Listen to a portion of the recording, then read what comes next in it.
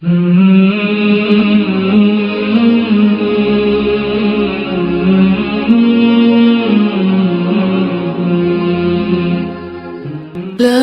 إله إلا الله محمد رسول الله.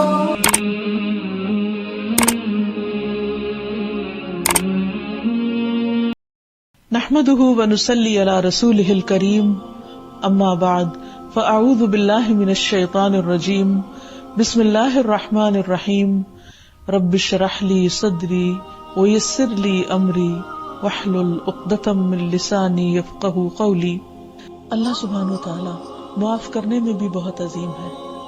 بندوں سے بڑے گناہ ہو جائیں اللہ تعالیٰ ان کو معاف کر دیتا ہے.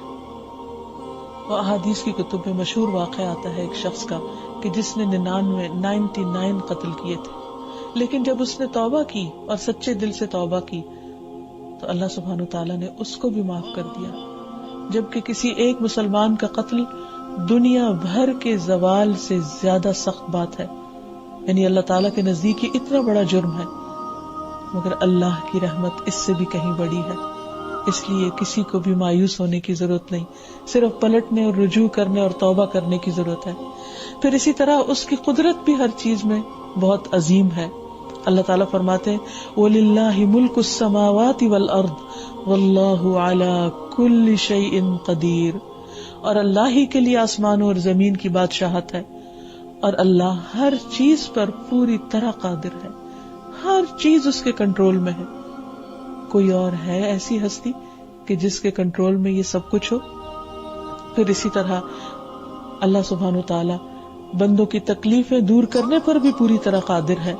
اللہ تعالیٰ فرماتے ہیں وَإِن يَمْسَسْكَ اللَّهُ بِضُرٍّ فَلَا كَاشِفَ لَهُ إِلَّا هُوَ وَإِن يَمْسَسْكَ بِخَيْرٍ فَهُوَ عَلَى كُلِّ شَيْءٍ قَدِيرٌ.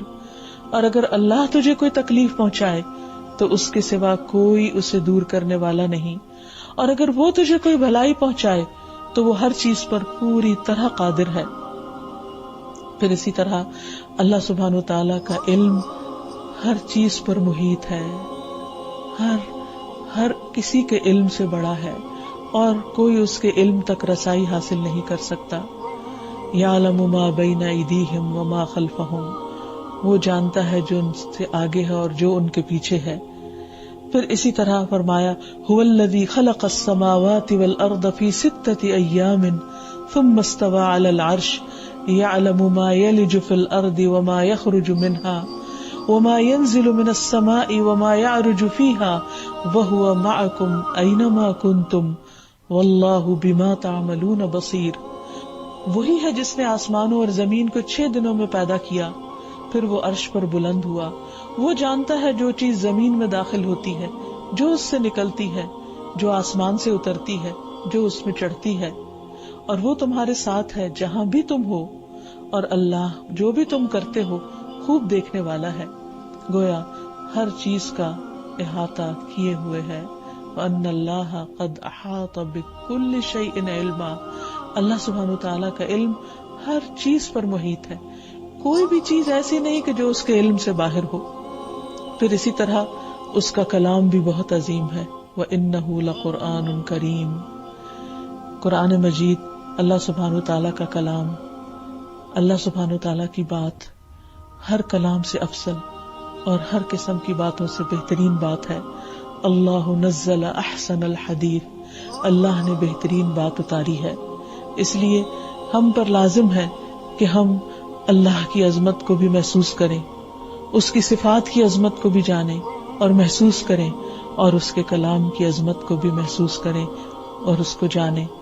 جب بندہ اللہ تعالیٰ کی عظمت کو جان لیتا ہے تو پھر اس کے اثرات اس کی زندگی پر بھی پڑتے ہیں، اور ان میں سب سے پہلا اثر اور سب سے پہلی خوبی جو بندوں کے اندر آنی چاہیے وہ یہ کہ بندے اللہ کی تعظیم کرنے والے ہوں، اللہ کی عظمت بیان کرنے والے ہوں. اور جس دل میں اللہ کی عظمت آ جاتی پھر وہ دل اللہ کی نافرمانی پر اصرار نہیں کرتا.